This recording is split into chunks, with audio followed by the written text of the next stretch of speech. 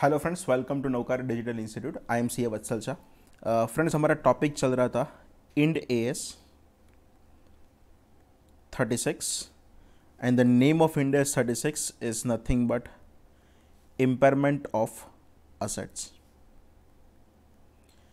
मैं सबसे पहले आपको अभी तक जितना भी मैंने आपको पढ़ाया है वो एक बार आपको रिवीजन करवा दूँ, उसके बाद हम सम्स चालू करें। What is the basic dictionary meaning of impairment? तो impairment is nothing but decreasing in the value of asset. Impairment loss index 36 total 8 जगह पे एप्लीकेबल नहीं है। एक इन्वेंट्रीज तो वहाँ पे आपका इंडेक्स 2 एप्लीकेबल होगा। डेफर्ड टैक्स असेट तो वहाँ पे आपका इंडेक्स 12 एप्लीकेबल होगा। अगर कोई भी प्लान असेट क्रिएट कर रहे हो तो वहाँ पे आपका इंडेक्स 19 एम्प्लॉय बेनिफिट एप्लीकेबल होगा। अगर कोई भी बायोलॉजिकल असेट है जिसको आप मेजर कर रहे हो at a fair value less cost to sell तो वहाँ पे आपका इंडेक्स 441 एप्लीकेबल होगा। इंश्योरेंस कॉन्ट्रैक्ट इंडेक्स 104 एप्लीकेबल होगा। Non current asset held for sale तो वहाँ पे आपका इंडेक्स 105 एप्लीकेबल होगा। फाइनेंशियल असेट्स वहाँ पे इंडेक्स 109 एप्लीकेबल होगा। अगर कोई भी कंस्ट्रक्शन कॉन्ट्रैक्ट है तो वहाँ पे आपका इंडेक्स 115 एप्लीकेबल होने वाला है। इम्पेयरमेंट लॉस आपको आपकी बुक में तभी रिकॉर्ड करना है जब असेट का कैरिंग अमाउंट उसके रिकवरेबल अमाउंट से ज़्यादा है। तो उसको अगर फॉर्मूला के फॉर्म में बोलो तो impairment loss is nothing but the carrying amount minus the recoverable amount. What is the meaning of the carrying amount? तो carrying amount is nothing but historical cost minus accumulated depreciation और amortisation minus अगर आपने impairment loss को पहले provide किया है तो वो रिकवरेबल अमाउंट में आपको दो चीज लेना पड़ेगा। एक लोगे fair value less cost to sell and दूसरा लोगे value in use and whichever is higher आपको सेलेक्ट करना पड़ेगा। फेयर वैल्यू कहाँ से लेने का? तो फेयर वैल्यू की डेफिनेशन इंडेक्स 113 में दिया है एंड इंडेक्स 113 में लिखा है fair value is the price that would be received when the asset is sold and the paid when the liability is transferred between the market participants in an orderly transaction on a measurement date। Clear? Fair value index 113 exit price concept follow कर रहा है। वो जब आप index 113 पढ़ोगे तब आपको detail में पता चल जाएगा। जब भी फेयर वैल्यू डिटरमाइन करो तो आपको 3 जगह से फेयर वैल्यू मिल सकता है। अगर आपका किसी के साथ बाइंडिंग अग्रीमेंट है तो उसको प्रायोरिटी दो। बाइंडिंग अग्रीमेंट नहीं है तो कहने से करंट एक्टिव मार्केट प्राइस है उसको भी कंसीडर कर सकते हो। एंड अगर वो भी नहीं है तो कहने से आपके पास जो बेस्ट इन्फॉर्मेशन अवेलेबल है, मतलब अगर कोई एक्सपर्ट का ओपिनियन या मैनेजमेंट का एस्टिमेट भी आप वहाँ पे यूज़ कर सकते हो। जब भी फेयर वैल्यू डिटरमाइन करो तब आपका वैल्यूएशन फीस है, इनकम टैक्स का एक्सपेंस है, क्या फाइनेंस चार्जेस है, उसको कंसीडर करने की जरूरत नहीं है।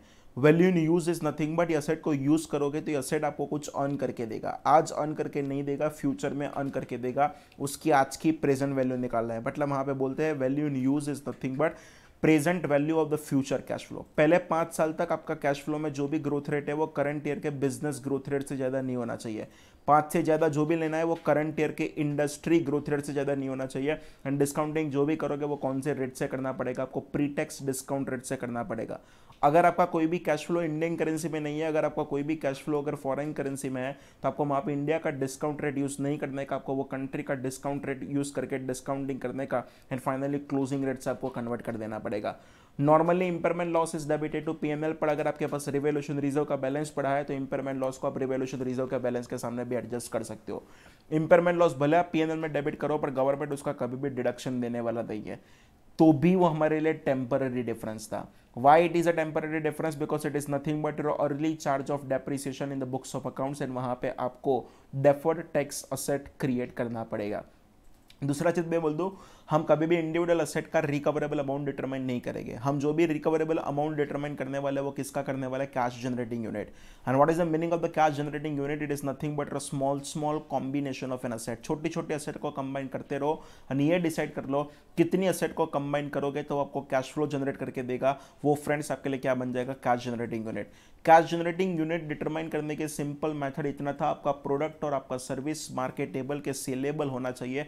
आप उसको सेल करते हो कि नहीं करते हो उनसे कोई लेना देना नहीं है।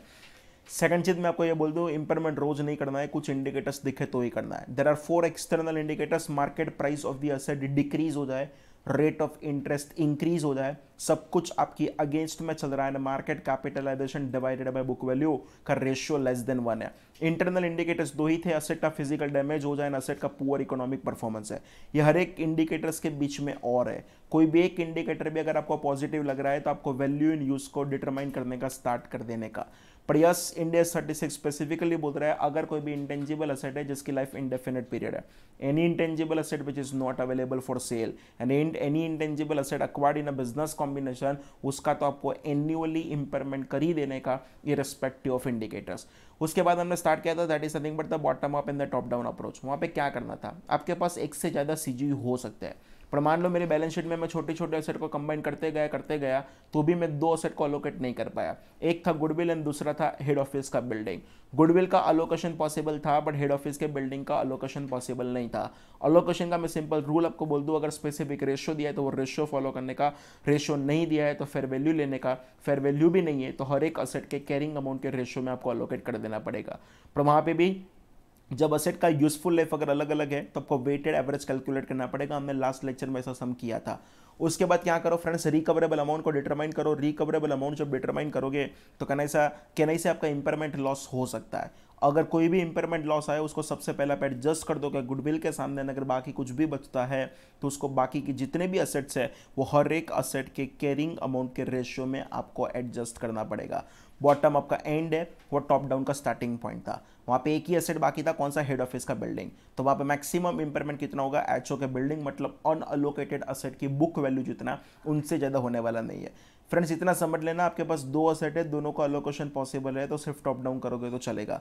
दो असेट है, दोनों का अलोकेशन पॉसिबल नहीं है तो सिर्फ सॉरी उल्टा बोला, दो असेट है, दोनों का अलोकेशन पॉसिबल है तो सिर्फ बॉटम अप करोगे तो चलेगा। दो असेट है, दोनों का अलोकेशन पॉसिबल नहीं है तो सिर्फ टॉप डाउन करोगे तो चलेगा। एक असेट का अलोकेशन पॉसिबल है पर एक असेट का अलोकेशन पॉसिबल नहीं है तो पहले बॉटम अप करना पड़ेगा एंड उसके बाद क्या करना पड़ेगा, टॉप डाउन करना पड़ेगा। एक बार इंपेयरमेंट लॉस को रिकॉर्ड करने के बाद उसको रिवर्स कर सकते हो, हाँ कर सकते हो। एंड उसके लिए भी कुछ इंडिकेटर्स थे। There are 3 external indicators. Market price of the asset increase हो जाए, रेट ऑफ इंटरेस्ट डिक्रीज हो जाए, सब कुछ आपकी फेवर में चल रहा है। इंटरनल इंडिकेटर्स दो ही थे, असेट का फिजिकल डैमेज होगा एंड असेट का पुअर इकोनॉमिक असेट का परफॉर्मेंस अच्छा है। सेकंड चीज मैं आपको ये भी बोल दूं कि जब भी इंपेयरमेंट लॉस का रिवर्सल करोगे तो मैक्सिमम रिवर्सल कितना पॉसिबल है, बुक वैल्यू विथ इंपेयरमेंट और book value without impairment whichever is higher और recoverable amount whichever is lower तक। यानी लास्ट लेक्चर हमने ये भी देखा था कि रिकवरेबल अमाउंट के साथ कंपेयर करने का लॉजिक क्यों था, बिकॉज अगर रिकवरेबल अमाउंट अगर बहुत कम होगा तो आपका इंपेयरमेंट लॉस रिवर्स होगा एंड बाद में अगेन आपको क्या प्रोवाइड करना पड़ेगा, इंपेयरमेंट करना पड़ेगा। क्लियर। लास्ट में हमने कहाँ तक किए थे वो क्वेश्चन चेक कर ले। सबसे पहले हम डिटरमाइन करते हैं प्रैक्टिकल क्वेश्चंस में अगर हमारा कुछ बाकी है, अगर हाँ है तो सबसे पहले वो ख़त्म करें। प्रैक्टिकल क्वेश्चंस में हमने लास्ट में विनस लिमिटेड क्वेश्चन नंबर 19 किया था। उसके बाद मैंने बोला था क्वेश्चन 20 कैंसिल कर दो बिकॉज सेम है। क्वेश्चन 21 भी सेम था तो उसको भी आपको कैंसिल कर देना था। क्लियर। क्वेश्चन नंबर 22 से फ्रेंड्स मैं स्टार्ट कर रहा हूँ। ABC Limited has a 3 cash generating unit A, B and C. The carrying amount of which as on 31st March 2011 are as follow. Cash generating unit दे दिया है, carrying amount दे दिया है। कैरिंग अमाउंट जो है वो रुपीज़ इन करोड़ से, remaining useful life दे दिया है। CGU A carrying amount 500, useful life 10 years. CGU B carrying amount 750 crores and the remaining useful life is 20. CGU C carrying amount is 1100 and the remaining useful life is 20. ABC Limited has also 2 corporate assets having a remaining useful life of 20 years. Corporate asset X carrying amount 600 crores. The carrying amount of X can be allocated. ये underline कर देना, X can be allocated on a reasonable basis, that is pro rata basis to the individual cash generating unit. Corporate asset Y carrying amount 200. The carrying amount of the Y, ये underline कर देना, cannot be allocated. Carrying amount of the Y cannot be allocated on a reasonable basis to the individual cash generating unit. Recoverable amount as on 31st March 2011 is as follow. ABC 600, 900 and 1400 and ABC Limited as a whole भी दिया है 3200. Calculate the impairment loss if any, ignore decimal. Decimal अगर कुछ भी आए तो उसको क्या कर देना है, आपको इग्नोर कर देना है। क्लियर। तो फ्रेंड्स स्टार्ट करें क्वेश्चन नंबर 22 से। टाइटल लगा दो क्वेश्चन नंबर 22। कहने से यहाँ पे दो असेट है, एक का अलोकेशन पॉसिबल है पर एक का अलोकेशन पॉसिबल नहीं है। तो फ्रेंड्स सबसे पहले कौन सा अप्रोच करना पड़ेगा, बॉटम अप अप्रोच, एंड उसके बाद कौन सा करोगे, टॉप डाउन अप्रोच। क्लियर। तो सबसे पहले ऊपर टाइटल लगा दो bottom up approach. And friends आप मेरे साथ 4 कॉलम का टेबल बनाओगे।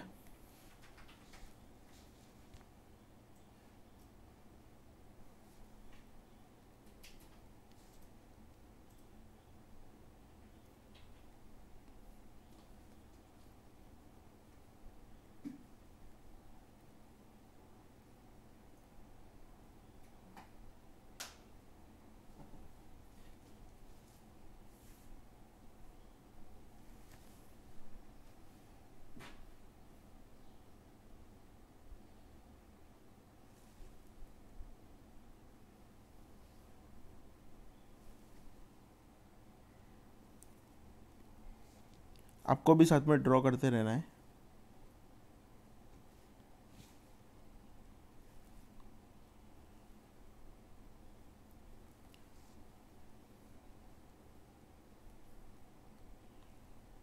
चल ऊपर टाइटल लगा दो पर्टिकुलर्स।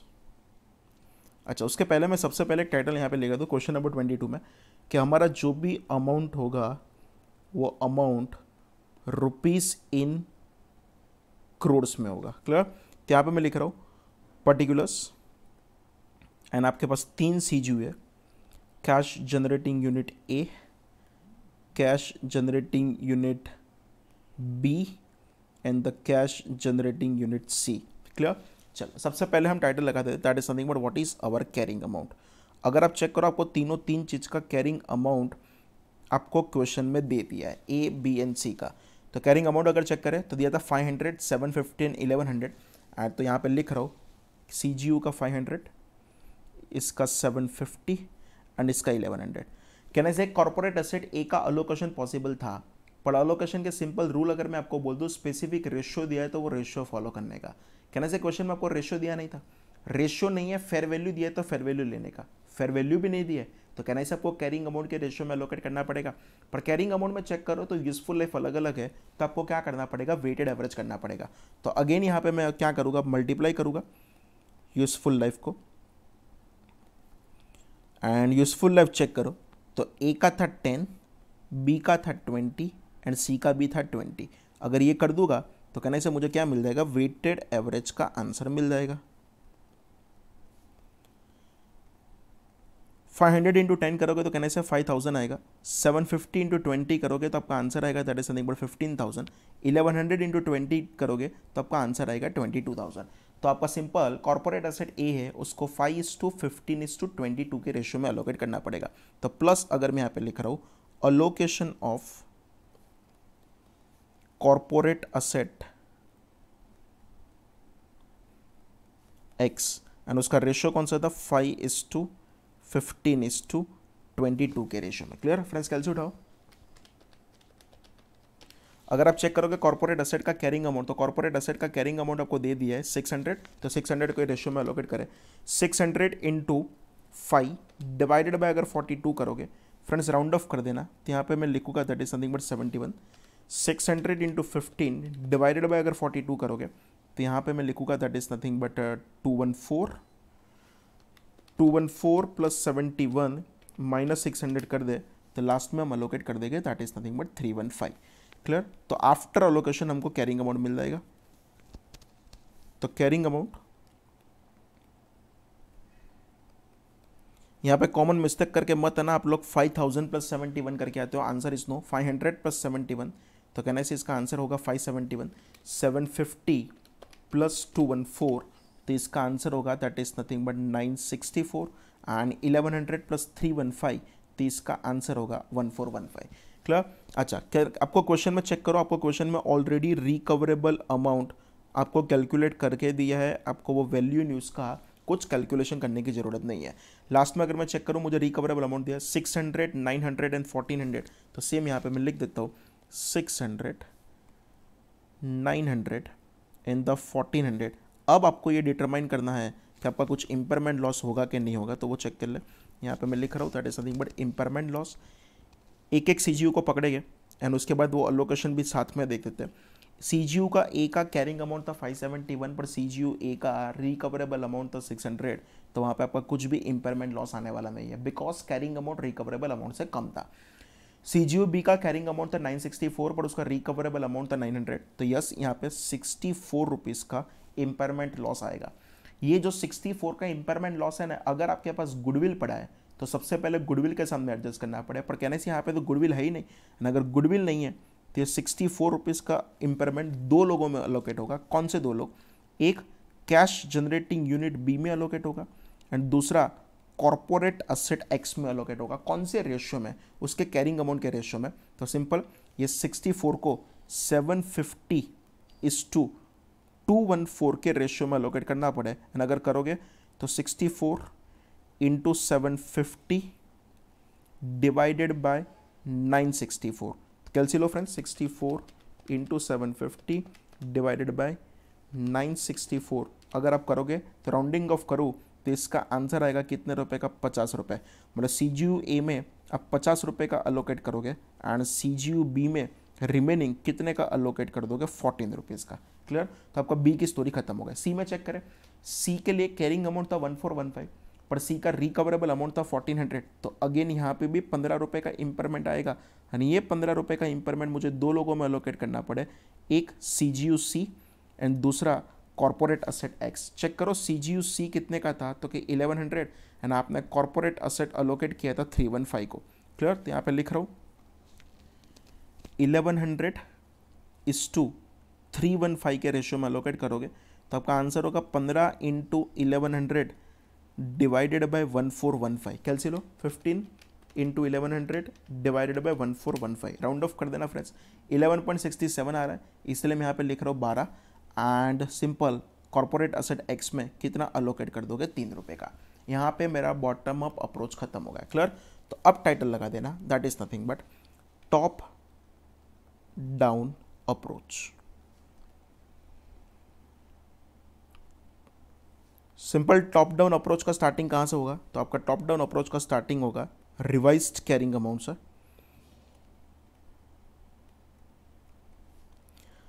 आफ्टर बॉटम अप आपका क्या कैरिंग अमाउंट बचा वो चेक करना पड़ेगा।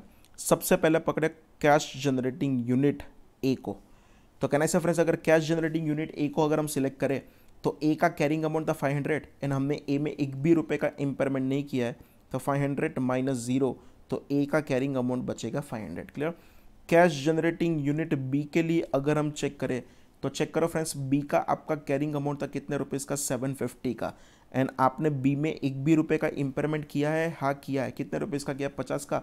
750 माइनस 50 करोगे तो उसका रिवाइज कैरिंग अमाउंट बचेगा 700। फाइनली हम चेक करेंगे that is something but cash generating unit C के लिए, एंड C के लिए अगर हम चेक करें तो कहना है आपका कैरिंग अमाउंट था 1100, तो यहाँ पे मैं लिख रहा हूँ 1100, उसमें से आपने 12 रुपये का इंपेयरमेंट किया। कैलसी लो, 1100 माइनस 12 करोगे तो आपका रिवाइज्ड कैरिंग अमाउंट बचेगा 1088।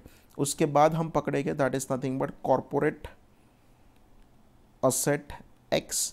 फ्रेंड्स कॉर्पोरेट असेट आपका टोटल कितने रुपीज़ का था, तो कहना है आपका टोटल कॉर्पोरेट असेट, क्वेश्चन में चेक कर लो आपको दे दिया है, आपका टोटल कॉर्पोरेट असेट 600 का था। 600 में आपने दो बार इंपेयरमेंट किया, एक 14 रुपये का एंड एक 3 रुपये का। तो यहाँ पे मैं लिख रहा हूँ 600 माइनस 14 माइनस 3, तो 600 माइनस अगर 17 करोगे तो आपका आंसर आ जाएगा दैट इज नथिंग बट 583। अब एक ही बाकी है, कौन सा, कॉर्पोरेट असेट Y, जिसका अलोकेशन पॉसिबल नहीं था, एंड अगर उसके लिए अगर आप डायरेक्टली कैरिंग अमाउंट क्वेश्चन में चेक करोगे तो उसका कैरिंग अमाउंट आपको दे दिया है 200 का। क्लियर? तो यहाँ पे लिख देता हूँ 200। तो अब मुझे जो मिलेगा वो क्या मिल जाएगा, कैरिंग अमाउंट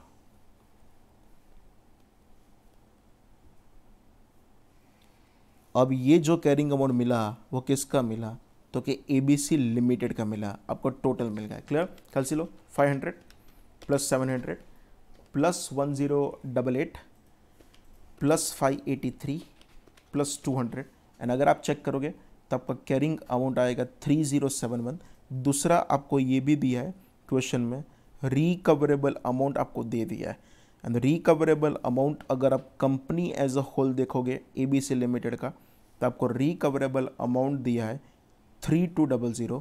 तो आप चेक करो, आपका कैरिंग अमाउंट था 3071 पर आपका रिकवरेबल अमाउंट था 3200। तो फ्रेंड्स आपका यहाँ पे कुछ इंपेयरमेंट लॉस आने वाला नहीं है, एंड अगर आता भी तो भी टॉप डाउन अप्रोच में maximum impairment corporate asset Y का कैरिंग अमाउंट 200 रुपये जितना होता उनसे ज़्यादा होने वाला नहीं था। क्लियर? ऐसा bottom up and top down का कंबाइंड सम हमने लास्ट लेक्चर में भी किया था। फ्रेंड्स आगे अगर कंटिन्यू करें तो क्वेश्चन नंबर 23 में पढ़ रहा हूँ। A limited purchase an asset of ₹100 lakhs on 1st April 2010. It has useful life of 4 years with no residual value. Recoverable amount of the asset is as follows. As on 31st March 11, rupees 60 lakh, 31st March 2012, rupees 40 lakh, 31st March 2013, rupees 28 lakh. Calculate the amount of impairment loss or its reversal if any on 31st March 2011, 31st March 2012 and 31st मार्च 2013। आपको 3 साल के लिए सब कुछ calculate करके देना है। Clear? चलो चेक करो, ये क्वेश्चन नंबर कौन सा था? क्वेश्चन नंबर 23 था, तो उसमें चेक करें। टाइटल लगा दो क्वेश्चन 23 एंड उसमें सबसे पहली हम कैलकुलेट कर रहे हैं 31st मार्च 2011 का। क्लियर? चलो उसमें चेक करो कि what is your carrying amount. अगर हम कैरिंग अमाउंट चेक करें तो फ्रेंड्स कहने से आपका 100 रुपये का असेट था। 100 रुपये की असेट पर अगर 4 साल तक डेप्रिशिएट करो तो आपका 25 रुपीज़ का डेप्री आना चाहिए। एंड 100 माइनस 25 करो तो कहने से आपका कैरिंग अमाउंट बचना चाहिए कितने का? 75 का। 1 minute, amount in lakhs crore ऐसा कुछ दिया है तो हाँ, तो सब कुछ अमाउंट में यहाँ पे लिखने वाला हूँ इन लैक्स में। तो ऊपर यहाँ पे पहले टाइटल लगा दूँ अमाउंट रुपीज़ इन लैक्स है। क्लियर? तो मेरा कैरिंग अमाउंट जो होगा वो 75 होगा। दूसरा अगर हम चेक करें उस दिन का, चेक करो, आपको क्वेश्चन में बोला है रिकवरेबल अमाउंट। आपको यहाँ पे रिकवरेबल अमाउंट बोला है जस्ट 60 रुपीज़। कहना से मैं कैरिंग अमाउंट इज 75 में रिकवरेबल अमाउंट इज 60, तो आपका इम्पेयरमेंट लॉस आएगा ही आएगा। क्लियर? तो फॉर्मूला लिख दो कि impairment loss is nothing but carrying amount minus recoverable amount. If my carrying amount is 75, if my recoverable amount is 60, तो कहने से मेरे यहाँ पे 15 रुपये हो जाएगा। एंड अगर आपको पता चले तो आपके लिए revised carrying amount as on 31st March 11 वो कितने रुपीस हो जाएगा? तो अगर 60 हो जाएगा ना, आप जो डेप्री प्रोवाइड करोगे वो 60 पर करोगे। क्लियर? तो 31st मार्च 11 की स्टोरी अब क्लियर है। अब आगे जाए 31st मार्च 2012 एंड अगर 31st मार्च 2012 को चेक करूँ तो यहाँ पे मैं चेक कर रहा हूँ कैरिंग अमाउंट। कैन आई से 31st मार्च 11 को मेरे पास असेट का वैल्यू 60 था। 60 में से अब कहना से 4 में से 1 साल चला गया, 3 साल बाकी, तो 60 डिवाइडेड बाय 3 करोगे तो आपका 20 रुपीज़ का डेप्री आएगा 31st मार्च 12 वाला। 60 माइनस 20 करो तो friends your carrying amount is nothing but 40। सामने उसका चेक करोगे रिकवरेबल अमाउंट, क्वेश्चन में चेक करो, आपको रिकवरेबल अमाउंट ऑलरेडी दे दिया है एंड वो रिकवरेबल अमाउंट कितना दिया है? 40। मेरी कैरिंग अमाउंट भी 40 था, मेरा रिकवरेबल अमाउंट भी 40 है, यहाँ पे कोई प्रॉब्लम होने वाला नहीं है। मेरा 31st मार्च 12 वाला ईयर सिंपल है। 31st मार्च 13 को, 31st मार्च 13 अगर मैं कैलकुलेट करूँ that is nothing but carrying amount calculate कर रहा हूँ। एंड ये कैरिंग अमाउंट जो है ना वो मेरा कंटिन्यूशन में है, मतलब कहने से वो जो कैलकुलेट करूँगा वो विथ इम्पेयरमेंट लॉस ही करूँगा ऑब्वियसली वो तो। एंड विथ इम्पेयरमेंट लॉस करूँ तो कहने से लास्ट ईयर पे मेरा रिवाइज कैरिंग अमाउंट 40 था। 40 डिवाइडेड बाय 4 में से टोटल 2 साल चले गए तो कहने से 2 साल बाकी, तो अगर मैं इम्पेयरमेंट लॉस रिकॉर्ड करूँ तब मेरा 20 रुपीज़ का कैरिंग अमाउंट होगा। पर क्वेश्चन देखने जैसा है, क्वेश्चन में आपको बोला है कि उस दिन का रिकवरेबल अमाउंट 28 था। मतलब कहने से आपका recoverable amount compare to your carrying amount थोड़ा ज़्यादा है। तो इट में भी पॉसिबल आपका इम्पेयरमेंट लॉस रिवर्स हो सकता है। एंड इम्पेयरमेंट लॉस अगर रिवर्स करना है तो उसके लिए हम 2 चीज़ कैलकुलेट करते थे, बुक वैल्यू विथ इम्पेयरमेंट और book value without impairment. Clear? तो ये जो हुआ वो विथ इम्पेयरमेंट हुआ। दूसरा चीज चेक करूंगा that is nothing but carrying amount. अगर मैं इम्पेयरमेंट ना करूं तो मतलब क्या होगा? Without impairment loss. अगर हम इम्पेयरमेंट ही नहीं करते तो क्या होता? 100 रुपये की असेट होती एंड 100 रुपये की असेट को 4 साल तक डेप्रिशिएट करते तो 25 रुपये का डेप्री आता, पर उसमें से टोटल 3 साल चले गए। हमारे से मैं बोलूँ 75 का अक्यूमुलेटेड डेप्री होगा। 100 में से अगर 75 करो तो आपका कैरिंग अमाउंट विदाउट इम्पेयरमेंट कितना होने वाला है? 25। अगर यहाँ पे चेक करूँ कि what is my maximum reversal possible, तो कहने से हमारी फॉर्मूला था विथ और without whichever is higher. तो कहने से my book value with impairment is 20, my book value without impairment is 25, whichever is higher. और इस दिन का चेक करो recoverable amount 28, whichever is lower. तो सिंपल बोलो मैं यहाँ पे मैक्सिमम रिवर्सल पॉसिबल आपका कर सकता हूँ, कहाँ तक जस्ट कर सकता हूँ? 25 तक। क्लियर? तो अगर आपको यहाँ पे चेक करना है कि what is your impairment gain, friends आपको 20 वाली असेट को 25 पर लेके आना है, तो 25 माइनस 20 करोगे तो आपका आंसर कितने रुपीज़ का होगा? 5 रुपीज़ का। कुछ नहीं है, फर्स्ट ईयर में चेक करो तो आपने 15 रुपीज़ का इम्पेयरमेंट का लॉस रिकॉर्ड किया था एंड थर्ड ईयर में आप चेक करो तो आप इम्पेयरमेंट का गेन रिकॉर्ड करोगे एंड वो इम्पेयरमेंट का गेन कितने का होगा, 5 रुपये का आपका इम्पेयरमेंट का गेन है। क्लियर? एवरी ईयर आपको carrying amount and recoverable amount को कंपेयर कर करके चेक करते रहना पड़ेगा। डन फ्रेंड्स, आगे हम कंटिन्यू करें तो क्वेश्चन नंबर 23 के बाद क्वेश्चन नंबर 24 पहले मैंने आपको करवा दिया है, क्वेश्चन 25 भी हमारा पहले हो गया, अब बाकी है that is question number 26 and वो आज का सबसे बड़ा question and the most important question है, एकदम ध्यान से कर that. Question number 26, Alia limited is a manufacturing company which deals into manufacturing of the cold drinks and beverages. It is having various plants across India. There is a machinery A in a Baroda plant which is used for the purpose of bottling. There is one more machinery which is a machinery B clubbed with machinery A. Machinery A can individually have an output and also sold independently in the open market. Machinery B cannot be sold in isolation and without clubbing with machine A, it cannot produce output as well. Question में ये बोला है कि A का product market में saleable है, मतलब A आपके लिए एक CG होगा, B अलोन कुछ नहीं कर सकता, B को डायरेक्टली डिपेंडेंट है A पर, मतलब A एंड B का कंबाइन हमारे लिए CG होगा। The company consider the group of asset as a cash generating unit and inventory amounting to ₹2 lakh and goodwill amounting to ₹1,50,000 is included in such CGU. Machinery A was purchased on 1st April 2013 for ₹10 lakh and residual value is ₹50,000. Machinery B was purchased on 1st April 15 for ₹5 lakh with no residual value. Useful life of the both machine A and B is 10 years. The company expects following cash flows in the next 5 years pertaining to machinery A.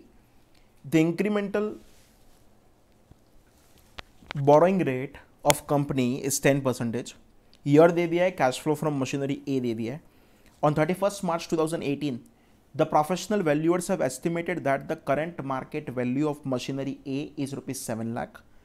The valuation fee was ₹1 lakh. There is a need to dismantle the machinery before delivering it to the buyer. Dismantling cost is ₹1.5 lakh. Specialized packing cost would be ₹25,000 and the legal fees would be ₹75,000. The inventory has been valued in accordance with Ind AS 2. Recoverable value of the CGU is ₹10 lakh as on 31st March 18, and in the next year company has done the assessment of recoverability of the CGU and found that value of such CGU is ₹11 lakh, that is on 31st March 2019. The recoverable value of machinery A is ₹4,50,000 and the combined machine A and B is ₹7,60,000 as on 31st March 2019. Required. Compute the impairment loss on CGU and the carrying value of each asset after charging impairment loss for the year ending 31st March 18 by providing all the relevant working notes to arrive at such calculation. B. Compute the prospective depreciation for the year 2018-19 on the above assets. And C. Compute the carrying value of CGU on 31st March 2019. Friends कुछ मत करो, बहुत लंबा question है, मैं आपको question number first करवा रहा हूँ। क्लियर? क्वेश्चन 26 एंड उसमें हमारा चल रहा है क्वेश्चन नंबर A। फ्रेंड्स चलो वन बाय वन कैलकुलेट करना स्टार्ट करें। सबसे पहले मैं पकड़ रहा हूँ किसको, तो क्या मशीन A को पकड़ रहा है। क्लियर? मैं जितना पूछूं उसका आंसर देते रहना। ये मशीन ए आपने परचेस कब किया, what is your purchase date, तो कहना है हमने मशीन ए को परचेस किया था 1 जनवरी 2013 को। What is the useful life of machine A, तो useful life of machine A is 10 years and आप कहना से मशीन ए का जो भी इम्पेयरमेंट कर रहे हो वो इम्पेयरमेंट डेट कौन सी है, तो कहना से वो 31st March 2018 है। सबसे पहले कहना से मैं अक्यूमुलेटेड डेप्री फाइंड आउट करके कैरिंग अमाउंट कर लो। क्लियर? तो यहां पे अगर मैं कैलकुलेट करूं तो अक्यूमुलेटेड डेप्रिसिएशन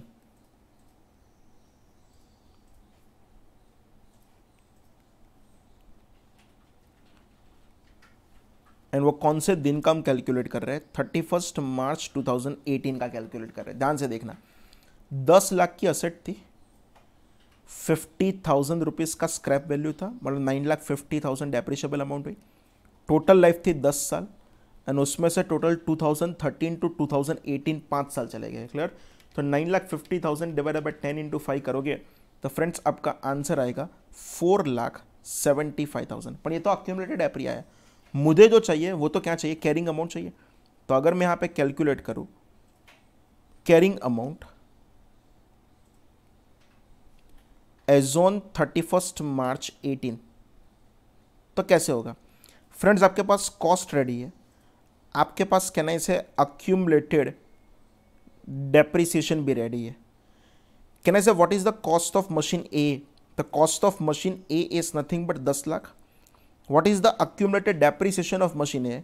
तो accumulated depreciation of machine A is nothing but 4,75,000। तो अगर आप कैलकुलेट करोगे तो इसका आंसर आएगा 5,25,000। यहाँ तक रेडी?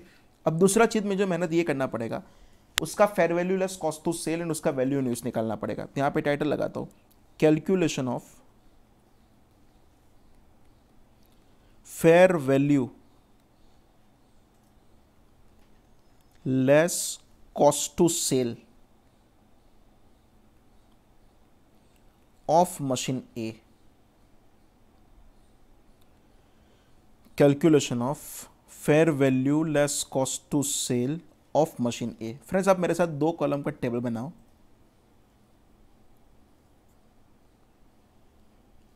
एंड टाइटल लगा दो पर्टिकुलर्स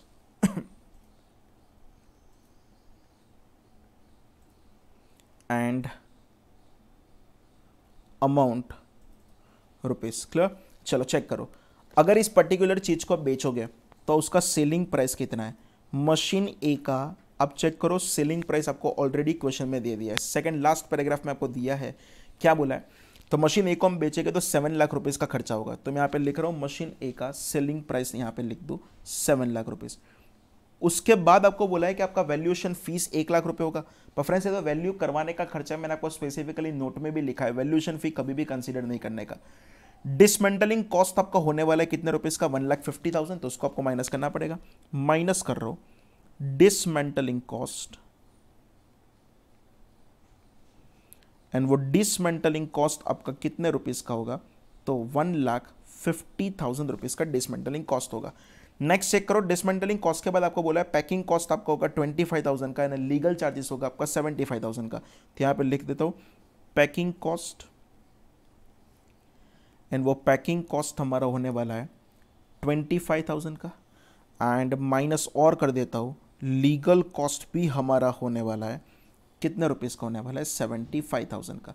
अगर इतनी चीज़ को माइनस कर देंगे तो हमको क्या मिल जाएगा? Fair value less cost to sell मिल जाएगा। Fair value less cost to sell. Clear? कैलसी लो, 7 lakh minus 1,50,000 minus 25,000 minus 75,000, and friends अगर आप कैलकुलेट करोगे तो आपका 4,50,000 आपका आंसर होने वाला है। क्लियर? अच्छा, 450 के बाद मुझे एक और चीज कैलकुलेट करना पड़ेगा, that is something but value use. अगर ये मशीन ए को आज बेचू नहीं पर उसको यूज करूँ तो वो मुझे कुछ कमा के देने वाला है। तो यहां पे लिख देता हूं calculation of value in use of machine A. Clear? And उसके लिए आपको कैश फ्लो दे दिया है, जस्ट आपको क्या कैलकुलेट करना है? उसका प्रेजेंट वैल्यू कैलकुलेट करना है। 4 कॉलम का टेबल बना दो।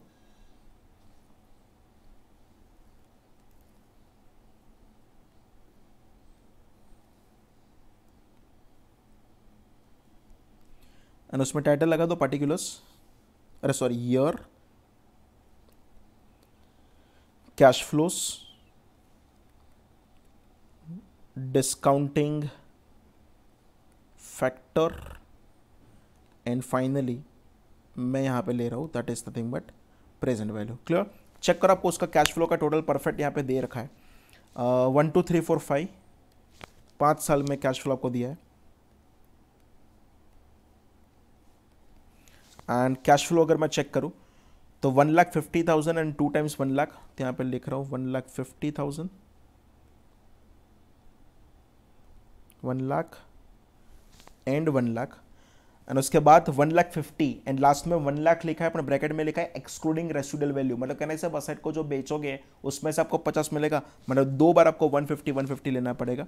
यहाँ पे लिख रहा हूँ 4th ईयर में 1,50,000, 5th ईयर में भी 1,50,000। एंड ये 150 कैसा है, तो लाख रुपए तो दिया ही था, प्लस असेट को बेचोगे उसमें से 50,000 रुपये आपको एक्स्ट्रा भी मिलेगा। क्लियर। अच्छा चेक करो, आपको क्वेश्चन में ये भी देखना पड़ेगा आपको डिस्काउंटिंग रेट आपको कितना दे दिया है। तो आपको कैश फ्लो में डिस्काउंटिंग रेट आपको दे दिया 10%। एंड अगर 10% दिया है तो डिस्काउंटिंग फैक्टर हम लिखना चालू करें, 1/1.10। फर्स्ट ईयर में आपका डिस्काउंटिंग फैक्टर का आंसर होगा that is nothing but 0.909, second year 0.826, third year 0.751, fourth year 0.683 and the fifth year 0.621। Clear. Multiply करो तो आपका आंसर मिलेगा 1,50,000 इंटू 0.909 करोगे तो आपका आंसर होगा 1,36,350। नेक्स्ट 1 लाख इंटू 0.826 करोगे आपका आंसर होगा 82,600। नेक्स्ट 1 लाख इंटू 0.751 करोगे आपका आंसर होगा 75,100। नेक्स्ट 1,50,000 इंटू 0.683 करोगे तो आपका आंसर होगा 1,02,450। एंड लास्ट में 1,50,000 इंटू 0.621 करोगे तो फ्रेंड्स आपका आंसर होगा 93,150। एंड अगर आप टोटल करोगे वैल्यू न्यूज़ का तो आपका आंसर बन जाएगा 4,89,650। अभी भी हमारा मशीन ए का ही चल रहा है। क्लियर। अगर मैं यहाँ पे कैलकुलेट करूँ that is nothing but recoverable amount of machine A, recoverable amount of machine A. Clear friends. Recoverable amount के लिए आपको दो चीज़ चाहिए।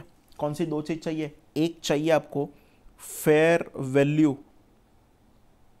Less cost to sell. And check करो आपने मशीन ए का already fair value less cost to sell का ऊपर कैलकुलेट करके रखा था, कितना आया था 4,50,000। तो यहाँ पे लिख देता हूँ 4,50,000। एंड दूसरा मुझे चाहिए that is nothing but value in use. And आप अगर यहाँ पे चेक करोगे तो वैल्यू इन यूज था 4,89,650। एंड कैन आई से हम ऑलवेज जो कंसिडर करते थे वो ऑलवेज क्या कंसिडर करते थे? Whichever is higher. And अगर विच एवर इज हायर करोगे तो आपका आंसर होगा 4,89,650। याद करो स्टार्टिंग में मशीन ए का कैरिंग अमाउंट फाइंड आउट किया था एंड वो मशीन ए का कैरिंग अमाउंट था 5,25,000, पर मशीन ए का रिकवरेबल अमाउंट है 4,89,650। तो अभी तो लग रहा है कि ए में क्या होगा? इंपेयरमेंट लॉस होगा। तो अगर यहां पे लिखूं impairment loss of machine A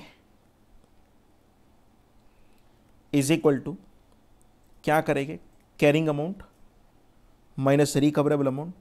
carrying amount of machine A is a 5,25,000, recoverable amount of machine A is a 4,89,650। तो अगर आप मशीन ए का इंपेयरमेंट लॉस फाइंड आउट करोगे तो फ्रेंड्स आपका आंसर आएगा 35,350।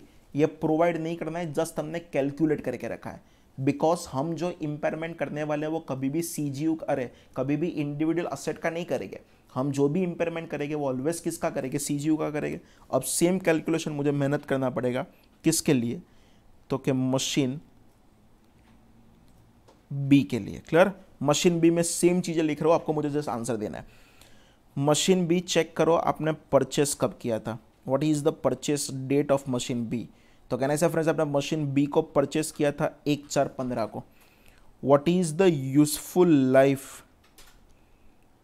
तो मशीन बी का भी आपको यूजफुल लाइफ जो बोला है वो कितने साल बोला है? तो क्या 10 साल ही बोला है। एंड मशीन बी को भी आप इंपेयरमेंट के लिए टेस्ट कर रहे हो, इंपेयरमेंट डेट तो वो भी कितना है? तो क्या 31 मार्च 2018 ही है। क्लियर। तो सबसे पहले मुझे दो चीज़ निकालना पड़ेगा, accumulated appreciation and carrying amount. तो अगर मैं यहाँ पे चेक करूँ what is my accumulated depreciation and accumulated depreciation अगर चेक करोगे 31 मार्च 2018 का तो कैसे होगा? 5 लाख का मशीन बी का कॉस्ट था, पर उसमें से आपको कुछ स्क्रैप वैल्यू ब्रेक वैल्यू कुछ भी बोला नहीं है। क्लियर। यहाँ पे लिख रहा हूँ ये 5 लाख था, डिवाइडेड बाय 10 साल की लाइफ है एंड उसमें से 3 साल चले गए। तो कहना है आपका अक्यूमुलेटेड डेप्री आपका फ्रेंड्स कितना होने वाला है? तो क्या 1,50,000। पर मुझे अक्यूमुलेटेड डेप्री का काम नहीं है, मुझे तो किसका काम है? Carrying amount. एंड अगर हम चेक करें कैरिंग अमाउंट एज ऑन 31 मार्च 2018, तो कैसे होगा? 5 लाख रुपए का कॉस्ट था, उसमें से 1,50,000 का अक्यूमुलेटेड डेप्री था, तो सिंपल आपका वहाँ पे आंसर कितना होगा? 3,50,000। क्वेश्चन में स्पेसिफिकली बोला है मशीन बी अलोन कुछ आउटपुट प्रोड्यूस करके नहीं दे रहे, तो उसका कहने से वैल्यू इन यूज डिटरमाइन नहीं कर सकते, उसका सेलिंग प्राइस का डेटा नहीं दिया है, मतलब मैं रिकवरेबल अमाउंट कैलकुलेट नहीं कर सकता, एंड अगर रिकवरेबल अमाउंट में कैलकुलेट नहीं कर सकता तो मशीन बी का कुछ इंपेयरमेंट लॉस अभी मुझे पता नहीं है। अब हम जो करेंगे वो इंपॉर्टेंट है, that is something but calculation and allocation. Calculation, just a minute, and allocation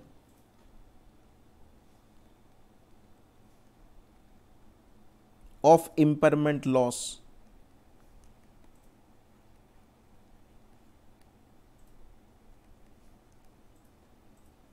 as on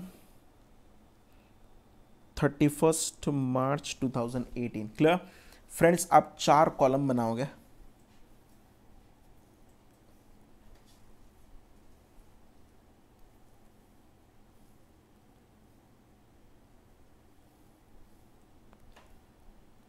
and ऊपर टाइटल लगा दो असेट,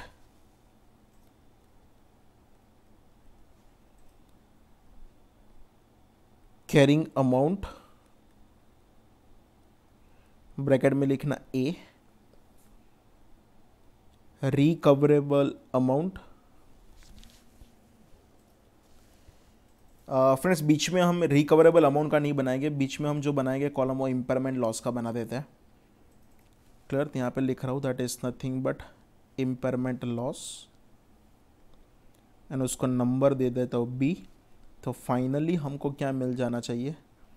रिकवरेबल अमाउंट मिल जाना चाहिए, that is nothing but A minus B. Clear? आपके पास कौन कौन सी असेट है?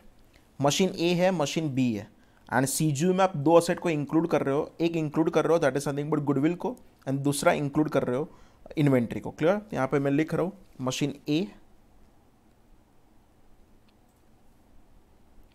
उसके बाद मशीन बी, उसके बाद इन्वेंट्री, एंड लास्ट में आपको दिया है that is something but goodwill.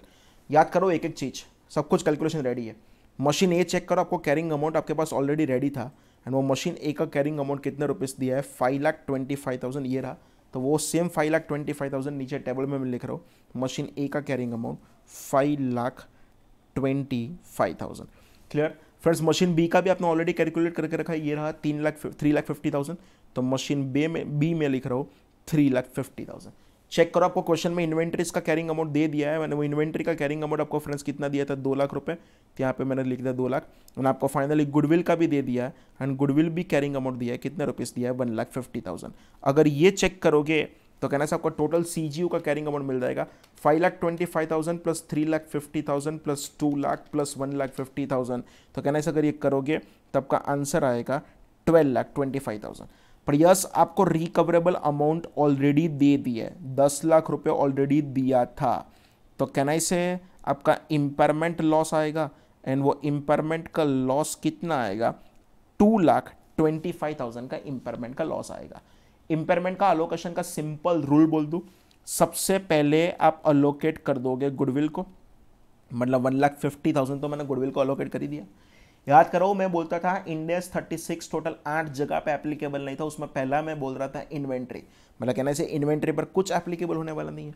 अच्छा मशीन ए का सेपरेट मुझे पता है, वो मशीन ए का सेपरेट कितना था, तो कहने से मशीन ए का 35,350, ये भी हमने कैलकुलेट करके रखा है, अगर आपको ऊपर देखना है ये दिया मशीन ए का इम्पेयरमेंट लॉस था 35,350, तो वो प्रोवाइड कर दूंगा। रिमेनिंग जो भी बचेगा वो किसके लिए होगा? मशीन बी के लिए। कैलसी करो तो सिंपल 2,25,000 माइनस 1,50,000 माइनस 35,350, एंड अगर ये करोगे तो आपका आंसर होगा 39,650 का। पहले मैंने यहाँ से यहाँ गया, ये 225 निकाला, एंड उसके बाद मैंने रिवर्स कैलकुलेशन किया, एंड मुझे क्या मिल गया? 39,650 मिल गया। एंड अगर ये करोगे तो आपको रिवाइज कैरिंग अमाउंट मिल जाएगा 5,25,000 माइनस 35,350, अगर किया तो इसका आंसर होगा 4,89,650। 3,50,000 माइनस 39,650 करोगे तो फ्रेंड्स इसका आंसर होगा 3,10,350।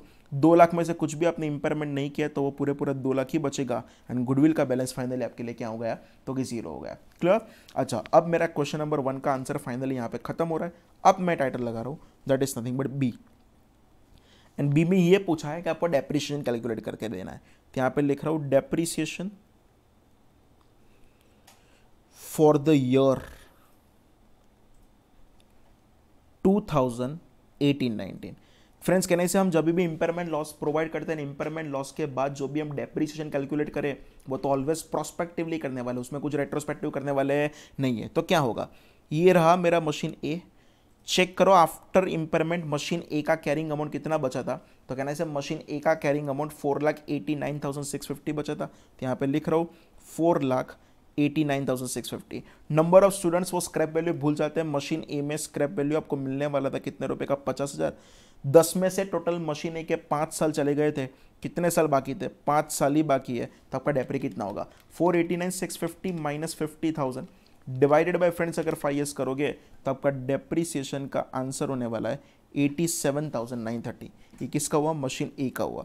दूसरा अगर हम कैलकुलेट करें that is nothing but for the machine B, check करो आफ्टर इंपेयरमेंट लॉस।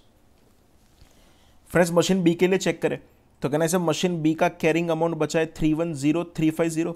10 में से ऑलरेडी 3 साल चले गए थे, कहना से उसमें 7 साल बाकी था, तो डिवाइडेड बाय अगर 7 ईयर्स करोगे तो आपको मिल जाएगा 310,350 डिवाइडेड बाय 7 करो, राउंड ऑफ कर रहा हूँ, एंड आपका वो डेप्रीसिएशन आएगा 44,336 का डेप्री आएगा। मतलब ये मेरा सेकंड नंबर का आंसर भी खत्म हो रहा है। अब हम कैलकुलेट करेंगे that is nothing but answer C, जो बहुत लंबा होने वाला है। Calculation of reversal of impairment loss, calculation of reversal of impairment loss and revised carrying amount, revised carrying amount as on 31st March 2019। ध्यान से समझना मैं क्या बोल रहा हूं, कितने कॉलम बनाना पड़ेगा उसका लिस्ट बोल रहा हूं। सबसे पहले asset, book value with impairment, book value without impairment, whichever is higher, recoverable amount whichever is lower, and finally आपको बनाना पड़ेगा इंपेयरमेंट गेन का कॉलम। फ्रेंड्स, आप मेरे साथ टोटल 7 कॉलम बना के मुझे दोगे। क्लियर, 7 कॉलम आराम से बनाओ।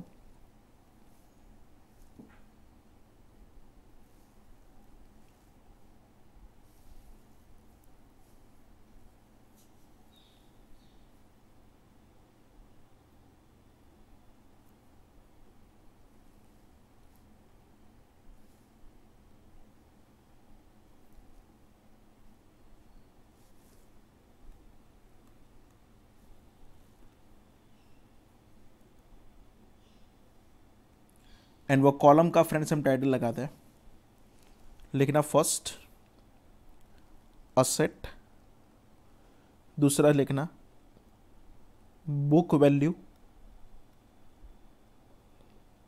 विथ इंपेयरमेंट लॉस, तीसरा लिखना बुक वैल्यू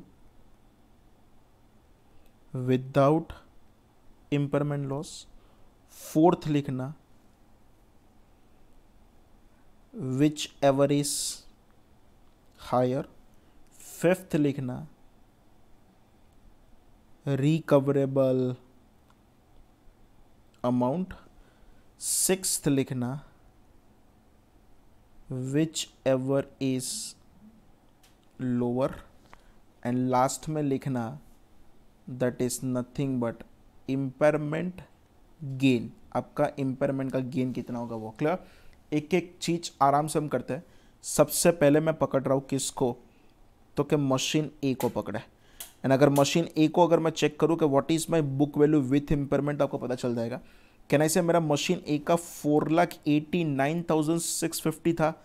4,89,650 में चेक करो आपने डेप्री प्रोवाइड किया था, वो डेप्रीसिएशन की अमाउंट कितना था, तो कि 87,930 का डेप्री था। कैलसी लो, 4,89,650 माइनस 87,930, अगर आप ये करोगे तो आपका आंसर होगा 4,01,720।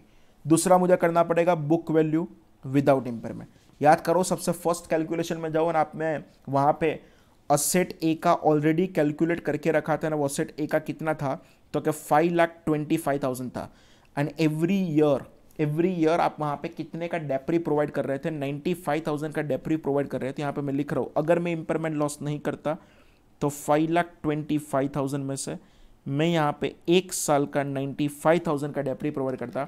5,25,000 माइनस 95,000, फ्रेंड्स यहाँ पे आपका आंसर होगा 4,30,000। 4,01,720 and 4,30,000 whichever is higher करोगे तो कहने से आपका आंसर होगा 4,30,000। मशीन ए का रिकवरेबल अमाउंट ऑलरेडी आपको क्वेश्चन में दिया है, चेक करो लास्ट क्वेश्चन में। मशीन ए का रिकवरेबल अमाउंट आपको कितना दिया है, 4,50,000। तो यहाँ पे मैं लिख रहा हूँ रिकवरेबल अमाउंट 4,50,000। ये 4,50,000 कहाँ से लाया, ऑलरेडी गिवन। 430 और 450 विच एवर इज लोअर करोगे तो फ्रेंड्स आपका आंसर कितना होगा, 4,50,000। सिंपल बोलूं, 4,01,720 वाली एसेट को मुझे कहां तक लेके जाना है, मुझे 4,50,000 तक लेके जाना है। तो what is my impairment gain, 4,50,000 minus 4,01,720। Calci लो, 4,50,000 माइनस 4,01,720। फ्रेंड्स आपका इम्पेयरमेंट का गेन हो जाएगा 48,280 का। क्लियर। मशीन ए की स्टोरी खत्म हो गया, जिसको भी थोड़ा कम पता चला था एकदम यहां पे ध्यान से देखना फॉर मशीन बी। चलो मशीन बी स्टार्ट करें। मशीन बी कहने से हमारे पास 310,350 31 मार्च 18 को था। 18-19 का डेप्रिसिएशन हमने ऊपर कैलकुलेट किया था, कितने का था, 44,336। तो उसमें से वो माइनस करो 44,336। कैसे लो, 310,350 माइनस 44,336 अगर ये करोगे तो फ्रेंड्स आपका आंसर आएगा 266,014। अच्छा, अगर विदाउट इम्पेयरमेंट करो तो चेक करो, ऊपर आपने मशीन बी का जब कैलकुलेशन किया था 3.5 लाख रुपए का था, एंड एवरी ईयर वहां पे आप 50 हजार रुपए का डेप्री प्रोवाइड कर रहे थे। तो विदाउट इम्पेयरमेंट के कैलकुलेशन में क्या होगा, 3,50,000 माइनस 50,000 का डेप्री, तो आपका विदाउट इम्पेयरमेंट का आंसर होगा कितने रुपीज का, 3 लाख। 266,014 और 3 lakh whichever is higher करोगे तो फ्रेंड्स आपका आंसर आएगा 3 लाख। रिकवरेबल अमाउंट आपको दिया है, कैसे समझाओ, टोटल आपको दिया था 7,60,000, पर उसमें से मशीन ए का अगर 4,50,000 था तो कैलसी लो, 7,60,000 माइनस 4,50,000, तो मशीन बी का रिकवरेबल अमाउंट हो जाएगा 3,10,000। 3 लाख और 310 विच एवर इज लोअर, तो मुझे इस असेट को कहां तक लेके आना है, 3 लाख तक लेके आना है। सिमिलर बोलो, 266,014 वाली एसेट को आप कहां तक लेके आओगे, 3 लाख तक लेके आओगे, तब इम्पेयरमेंट का गेन कितना रिकॉर्ड करोगे, 3 लाख माइनस 266,014। कैलसी लो, 3 लाख माइनस 266,014, तो सिंपल फ्रेंड्स आपका आंसर होगा 33,986। एंड अब मेरे पास एक ही एसेट बाकी है, कौन सा बाकी है, that is nothing but inventory. Inventory में बाकी कुछ लिखने की जरूरत नहीं है, डायरेक्टली उसको विच एवर इज लोअर वाले कॉलम में लिख देता हूं कि मैं उसको 2 लाख तक लेके आऊंगा। क्लियर। अच्छा, किसी को लिखना है तो बुक वैल्यू विथ इम्पेयरमेंट भी 2 लाख ले सकते हो, विदाउट इम्पेयरमेंट भी 2 lakh, whichever is higher भी कितना ले सकते हो, 2 लाख, रिकवरेबल अमाउंट भी 2 लाख है, इसीलिए मैं बोल रहा हूँ विच एवर इज लोअर भी कितना, 2 लाख। तो वहां पे आपका कुछ इम्पेयरमेंट गेन होने वाला नहीं है। एंड आफ्टर रिवर्सल मेरी बुक में असर कितने का होगा, टोटल 4,50,000 का मशीन ए, 3 लाख का machine B, and simple 2 lakh रुपए का मशीन सॉरी इन्वेंट्री। तो यस, मेरी बुक में असेट आ जाएगा कहाँ तक, 9,50,000 तक। एंड सामने उसका अगर इम्पेयरमेंट का गेन चेक करोगे 48,280 प्लस 33,986, फ्रेंड्स आपको 82,266 का इम्पेयरमेंट का गेन रिकॉर्ड करना पड़ेगा। क्लियर। अभी भी इसमें कोई चेंज है तो शांति से देखो, हम वेरीफाई कर लेते हैं और उसके बाद कंफर्म आंसर करते हैं। फ्रेंड्स एक मिस्टेक है, हमने यहाँ पे 430 और 450 विच एवर इज लोअर में कितना लिख दिया था, 450 लिख दिया था। एंड अगर 450 लिखा है तो कहना से उसको रेक्टिफाई करें, ज़्यादा चेंज नहीं होगा, यहाँ पे 430 हो जाएगा। जस्ट अ मिनट,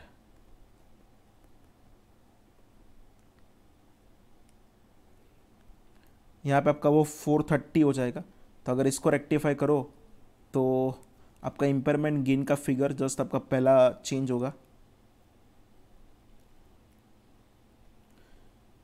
4,30,000 माइनस 401,720 करोगे तो आपका आंसर होगा 28,280 प्लस 33,986 करोगे तो आपका आंसर होगा 6,2266। 8,2266 नहीं होगा, आपका फाइनल आंसर कितना होने वाला है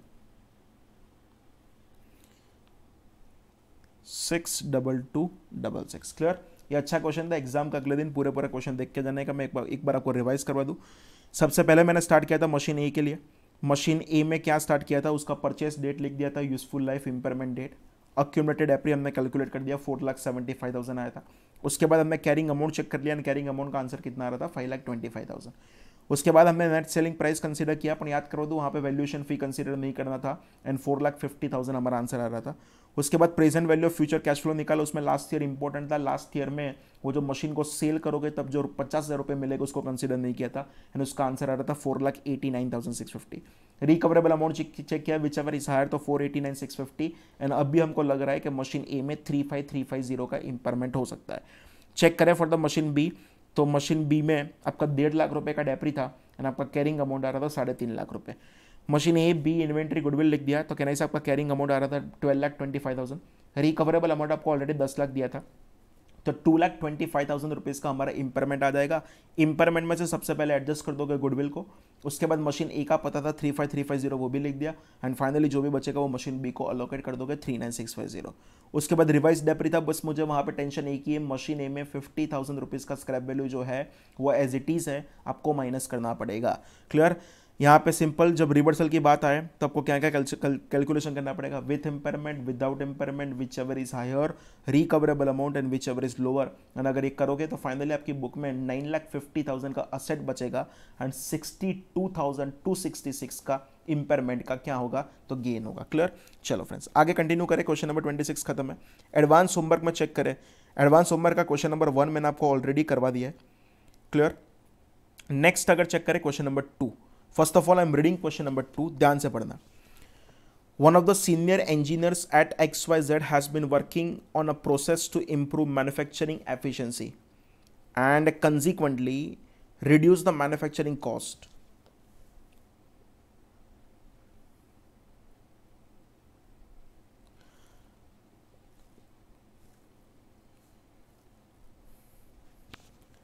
This is a major project and has the full support of XYZ's board of directors. Senior engineers believe that cost reduction will exceed the project cost within 24 months of their implementation. Regulatory testing and health and safety approval was obtained on 1st June 2015. This removed uncertainties concerning this project, which was finally completed on 20 April 2016. Cost of rupees 18 lakh incurred during the year till 31st March 16 have been recognized as an intangible asset. An offer of rupees 7,80,000 for the new developed technology has been received by the potential buyer, but it has been rejected by XYZ. Utkarsh believes that the project will be a major success and has the potential to save the company rupees 12 lakh in perpetuity. Director of the research at XYZ, Neha, who is a qualified electronic engineer, is seriously concerned about the long-term prospects of the new process, and she is of the opinion that competitors would have developed new technology at some time which would require to replace the new process within 4 hours. She estimates that the present value of the future cost saving will be rupees 9,60,000 over the period. After that, she thinks that there is no certainty about its future. What would be the appropriate accounting treatment of the aforesaid issue? Clear? Friends ध्यान से समझना मैं यहां पे क्या बोल रहा हूं। इंडेस 36 एंड 38 का कंबाइंड क्वेश्चन है। पूरे साल में आपने टोटल 18 लाख रुपीस का एक्सपेंस किया है। क्लियर? पर आपका जो अप्रूवल है वो कब आया था, तो कहना से 1 जून 2015 को आया था। एंड अगर 1 जून 2015 को आया था तो कहने से पूरे साल का 18 लाख का खर्चा है। मैं आपको आराम से समझाऊं, एडवांस होमवर्क क्वेश्चन 2 ध्यान से सुनना। एडवांस्ड होमवर्क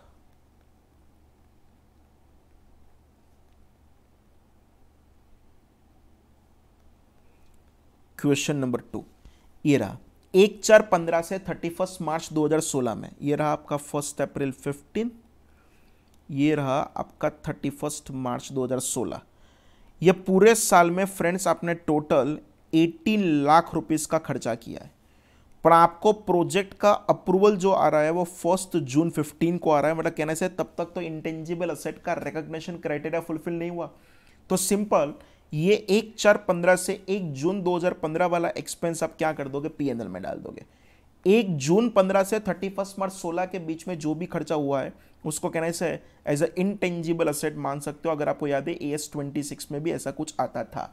तो 18 लाख के 2 पार्ट करूं तो यहां पे क्या होगा, 18 लाख इंटू 2 डिवाइडेड बाई 12, कैसे लो 18 लाख इंटू 2 डिवाइडेड बाई 12, तो कहने से आपका ये आंसर होगा कितने रुपीस का, 3 लाख रुपीस का।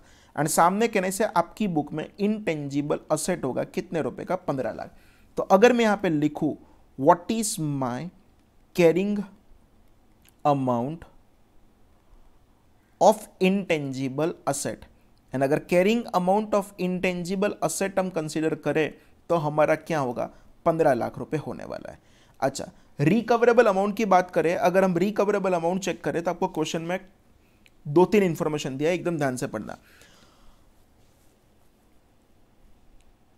An offer of rupees 7,80,000 for the new developed technology has been received by potential buyer, but it has been rejected by the XYZ। मतलब हमारी कंपनी ने उसको क्या कर दिया, रिजेक्ट कर दिया।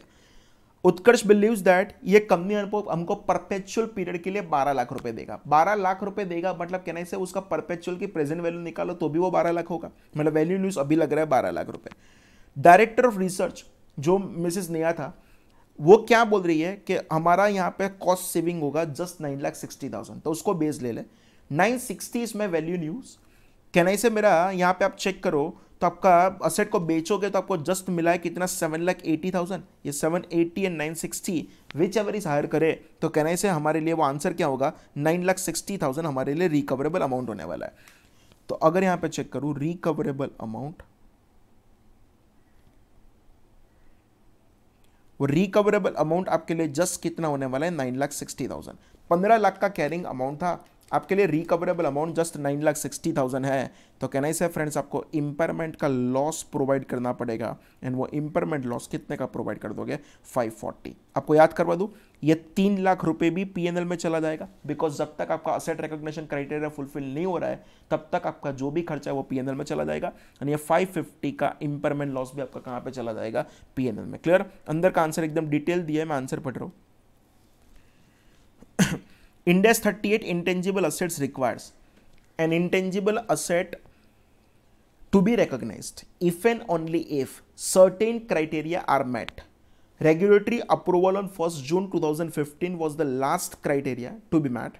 The other criteria have been met as follow. First, intention to complete the asset is apparent as it is a major project with full support from the board of directors. Second, finance is available as resources are focused on the project. Third, cost can be reliably measured. And the fourth, benefits are expected to exceed its cost. Amount of rupees 15 lakh should be capitalized in the balance sheet of year ending 2015-16, representing the expenditure since 1 June 2015. The expenditure incurred prior to 1st June 2015, which is rupees 3 lakh, should be recognized as an expense. Retrospective recognition of expense and asset is not allowed. Ind AS 36 impairment of asset requires as intangible asset not yet available for use to be tested for impairment annually. Cash flow of rupees 12 lakh in perpetuity would clearly have a present value in excess of rupees 12 lakh, and henceforth there would be no impairment. However, the research director is technically qualified, so impairment test should be based on her estimate of a 4-year remaining life, and so the present value of the future cost saving of rupees 9,60,000 should be considered in that case. Rupees 9,60,000 is greater than the offer received fair value less cost to sale of rupees 7,80,000, and so rupees 9,60,000 should be used as the recoverable amount. So the carrying amount should consequently reduce to 960. 15 lakh की carrying amount को recoverable amount 960 के साथ compare करो तो आपका impairment loss आ जाएगा कितने का, 540, एंड आपको इंपेयरमेंट लॉस आपकी बुक में रिकॉर्ड करना पड़ेगा। अब फ्रेंड मैं स्टार्ट करूं नेक्स्ट क्वेश्चन, एडवांस होमवर्क का question 2, and that was the last question of our material. East Limited, East owns a machine used in the manufacturing of steering wheels which are sold directly to major car manufacturers. First point. The machine was purchased on 1st April 2011 at a cost of rupees 5 lakh through a vendor financing arrangement on which interest is being charged at the rate of 10% per annum. During the year 2013, East sold 10,000 steering wheels at a selling price of rupees 190 per wheel. The most recent financial budget approved by East management covering the period 1st April 2013 to 2018, including that company expect to sell each steering wheel for rupees 200 during 2013-14. The price rising in the later year in line with a forecast inflation of 3% per annum. During the year 31st March 14, East expect to sell 10,000 steering wheels. The number is forecast to increase by 5% each year until 31st March 2018. East estimates that each steering wheel costs to rupees 160 to manufacture, which includes 110 variable cost, 30 share of fixed overhead, and 20 transportation cost. Costs are expected to rise by 1% during 2014-15 and then 2% per annum until 31st March 18. 2015-16, the machine will subject to regular maintenance costing 50,000. 2013-14, East expect to invest in the new technology costing rupees 1 lakh. This technology will reduce the variable cost of manufacturing each steering wheel from 110 to 100 and the share of fixed overhead from 30 to 15, subject to availability of technology. Underline करना subject to availability of technology which is still under development, अभी तक वो develop हुआ नहीं है. Clear? तो ये simple मुझे पूछो तो ये पैराग्राफ एक्चुअली आपके लिए काम का नहीं है. पूरा पैराग्राफ आपके लिए अभी तक काम का नहीं है. क्लियर? नेक्स्ट अगर करूं तो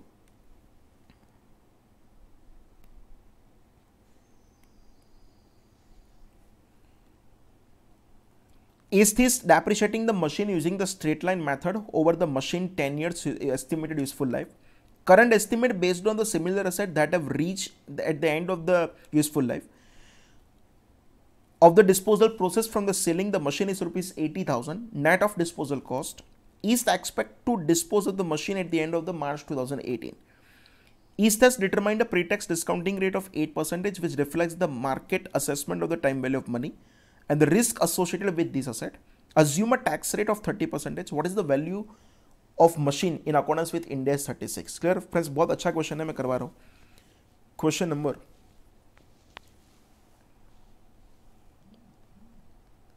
3 है. क्वेश्चन का नाम ही फेमस है, ईस्ट लिमिटेड. मैं आपको वो क्वेश्चन करवा रहा हूँ, ध्यान से सुनना. क्लियर? टाइटल लगा दो पहले, calculation of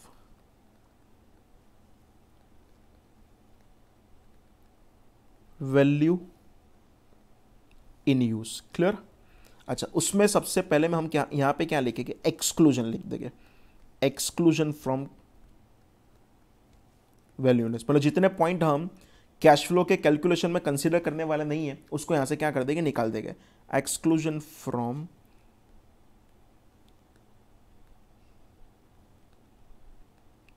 value in use. Clear friends? 5-6 line छोड़ के आपको 6 कॉलम का टेबल बनाना है.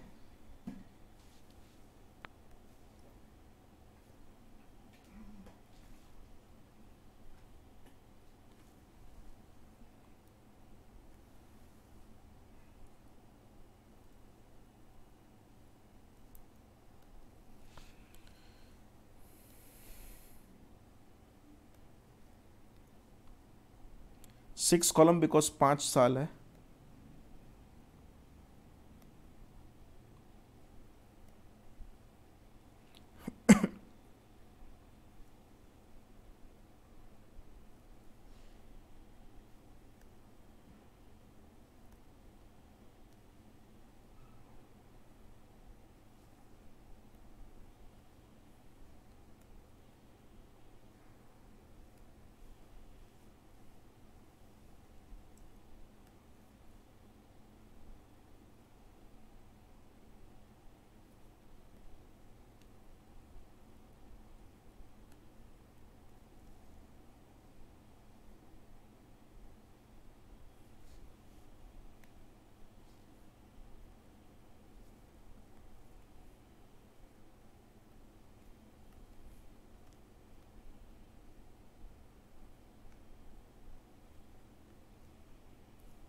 चलो ऊपर टाइटल लगा दो पर्टिकुलर्स।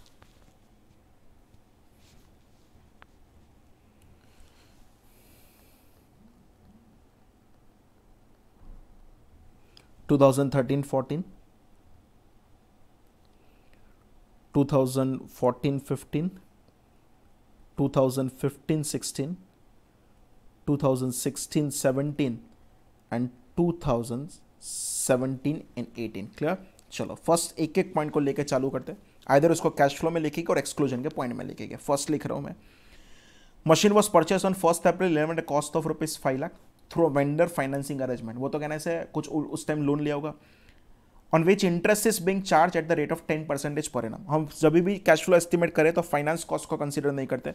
मतलब पहला पॉइंट यहाँ पे लिख दूँ कि यस हम फाइनेंस कॉस्ट को कंसीडर करने वाले नहीं है। मतलब कहने से मेरे लिए फर्स्ट नंबर का पॉइंट अब कुछ काम का नहीं रहा। आगे बढ़ो। नेक्स्ट ऐसा लिखा है ड्यूरिंग द ईयर 31 March 13, मतलब प्रीवियस ईयर की बात है। East sold 10,000 steering wheel at a selling price of ₹190 पर व्हील। वो मेरा 13 का काम है, 13 वाला मुझे कुछ काम नहीं है। Most recent financial budget approved by ईस्ट management covering the period 1 April 13 to 31 March 18, company expect to sell each steering wheel for 200। 13-14 का आपको सेलिंग प्राइस बोल दिया 200। Price rising in the later years with a forecast inflation of 3% per annum. Clear. तो एक काम करें, पहले हम यहां पे लिख दे selling price per unit. Selling price per unit. Clear. यहां पे 200 होगा, यहां पे कितना होगा तो 200 इंटू 1.03, 3% बढ़ाना है। क्लियर। तो 200 इंटू 1.03 करोगे तो फ्रेंड्स आपका होगा 206। यहां पे होगा 206 इंटू 1.3। क्लियर। थोड़ा राउंड ऑफ करते रहना तो आपका आंसर आएगा that is nothing but 212।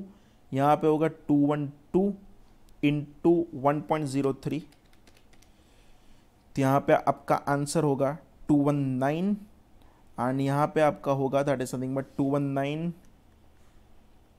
Into 1.03।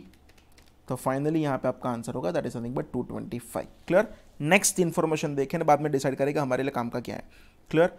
During the year 31 March 14, ईस्ट expect to sell 10,000 steering wheels and the number of is forecast increase by 5% each year until 31 March 18। मतलब कहने से मुझे यहाँ से क्या मिल जाएगा, नंबर ऑफ यूनिट्स मिल जाएगा। आज का 10,000 दिया है, इनटू अगर मैं करूँ नंबर ऑफ यूनिट्स तो आज का बोला है मुझे 10,000।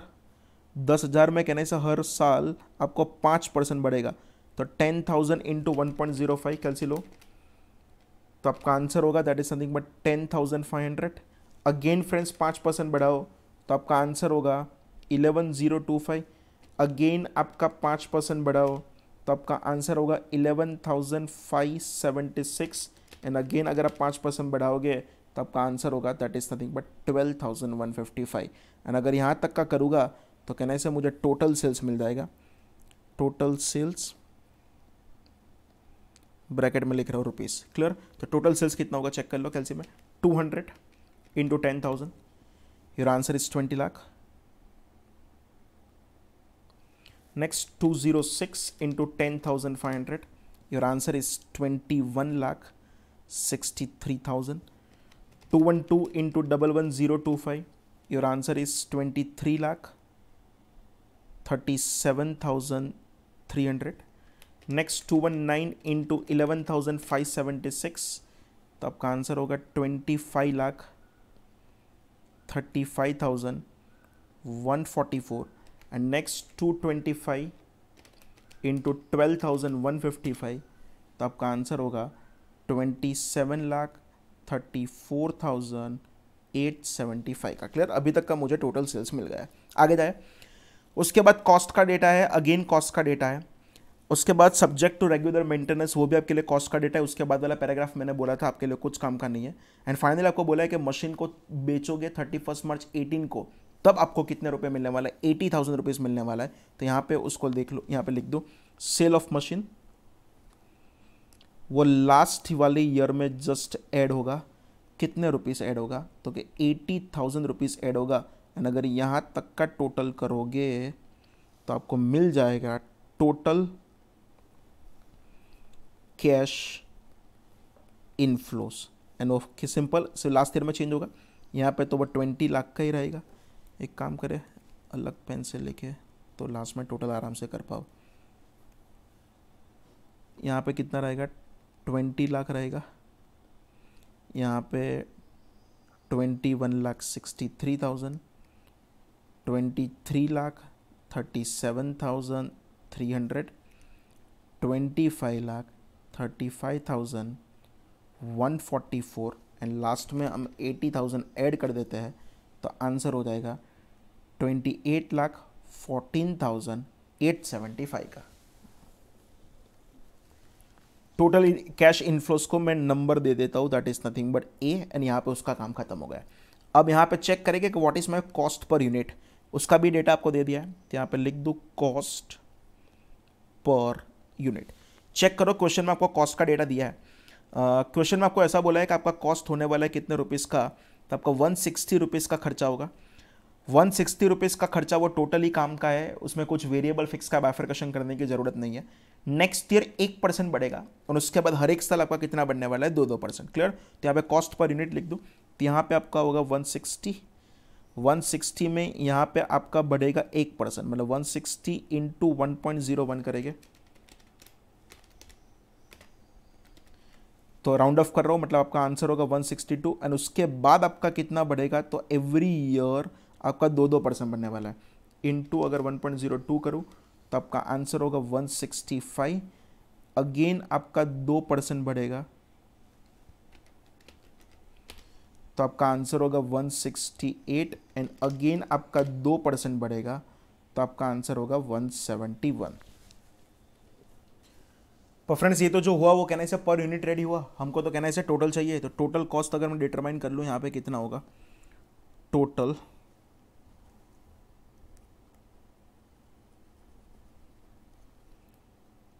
कॉस्ट। क्लियर, तो आपके पास यूनिट्स ऊपर रेडी है। चेक करो आपके पास ऊपर कितने यूनिट्स है, 10,000, 10, 500। तो यहाँ पे जस्ट एक बार आपको लिख दूँ तो घर पे पढ़ो पता चले। 10,000 इंटू 160, 10,000 इंटू 160 अगर करोगे तो कहना है आपका टोटल कॉस्ट यहाँ पे आ जाएगा 16 लाख। नेक्स्ट 10,500 इंटू 162 तो आपका आंसर हो जाएगा 17,01,000। नेक्स्ट अगर चेक करोगे तो 11,025 इंटू अगर 165 करोगे तो आपका आंसर हो जाएगा 18,19,125। 11,576 इंटू अगर 168 करोगे तो आपका आंसर हो जाएगा 19,44,768 एंड 12,155 इंटू 171 करोगे तो आपका आंसर हो जाएगा 20,78,505। क्लियर, ये टोटल कॉस्ट रेडी होगा। नेक्स्ट अगर चेक करें टोटल कॉस्ट के बाद आपका एक और खर्चा होने वाला था 50,000 रुपीज़ का। कौन सा था, रेगुलर मेंटेनेंस का। एंड ये रहा 2015-16 में सब मशीन का मेंटेनेंस का खर्चा होने वाला था 50,000 रुपये का। तो वो लिख दूँ machine maintenance expense, machine maintenance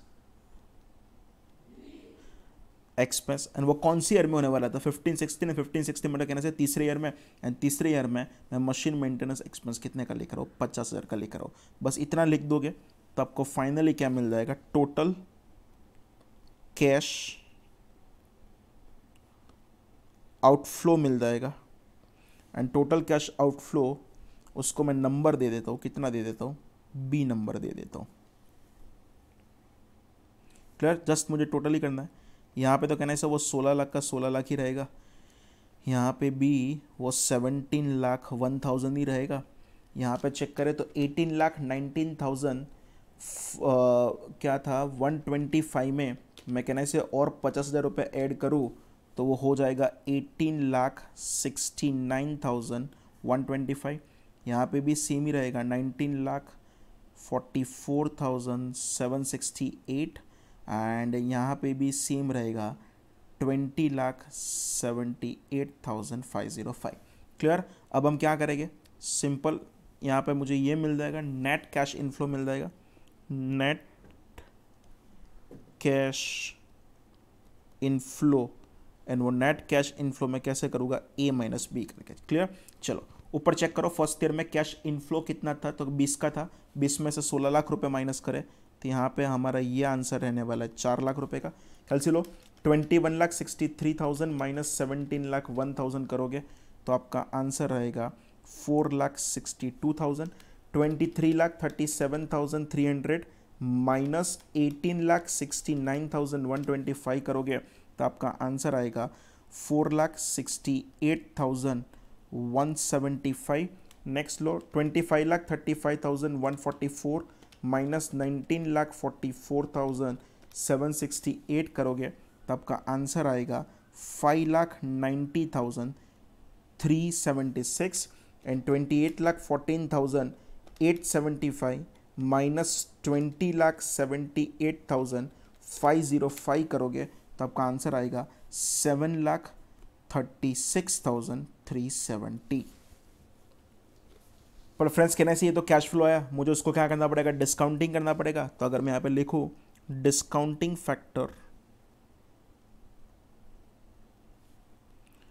and वो डिस्काउंटिंग फैक्टर होगा at the rate of 8%। Friends ये तो आपको आता है, कैलसी लो, 1 डिवाइडेड बाय 1.08, थोड़ा बड़ा समय बोरिंग भी है तो सिंपल 0.9259। नेक्स्ट ईयर अगर चेक करोगे,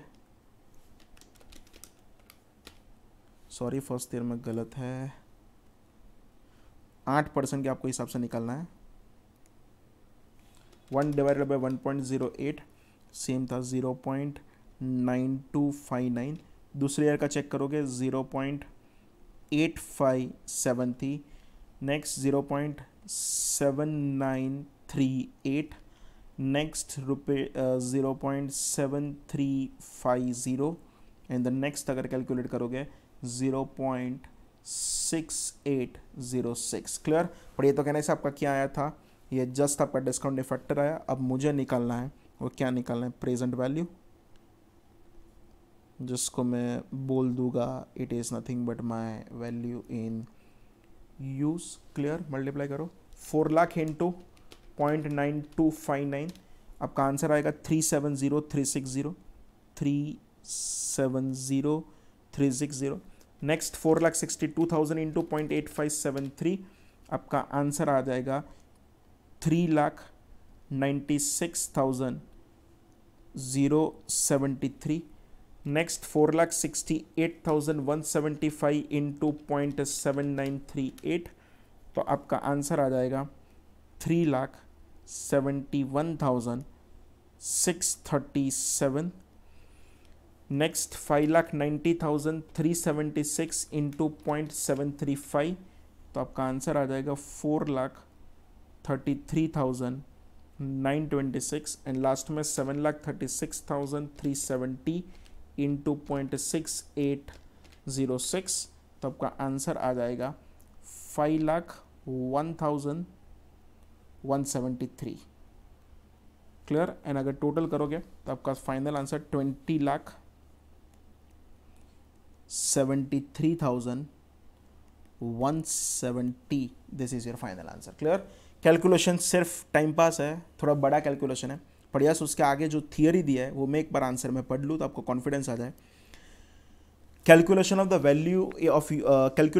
value in use of the machine owned by East Limited includes the projected cash inflow, that is sales income, from the continued use of the machine and the projected cash outflows that are necessarily incurred to generate those cash inflows, that is the cost of goods sold. Additionally, projected cash inflows include rupees 80,000 from the disposal of the assets in March 2018. Cash outflows include routine capital expenditure of rupees 50,000 in 2015-16. As per Ind AS 36, estimates of the future cash flow shall not include cash inflows from the receivable, cash outflows from the payable, cash inflow or outflow expected to arise from future restructuring to which an entity is not yet committed. याद है वो एक खर्चा कम होने वाला था, पर वो अभी टेक्नोलॉजी एग्जिस्टेंस में नहीं था। Cash inflows or outflows expected to arise from improving or enhancing the asset's performance. Cash inflows or outflows from the financing activity, income tax receipts or payments. Hence, in this case, cash flows do not include financing interest at the rate of 10%, tax that is 30%, and capital expenditure to which East has not yet committed, that is rupees 1 lakh. They also do not include any saving in cash outflow from this capital expenditure as required by Ind AS 36. The cash flows, inflows and outflows are presented below in the nominal terms. They include an increase of 3% per annum of the forecast price per unit in line with forecast inflation. The cash flows are discounted by applying a discount rate of 8% that is also adjusted for inflation. Clear? हमने पूरा calculation कर दिया था. बस friends end AS 36 में इतने ही question है and finally हम इंड AS 36 को कंप्लीट कर रहे हैं. Thank you friends, thank you very much.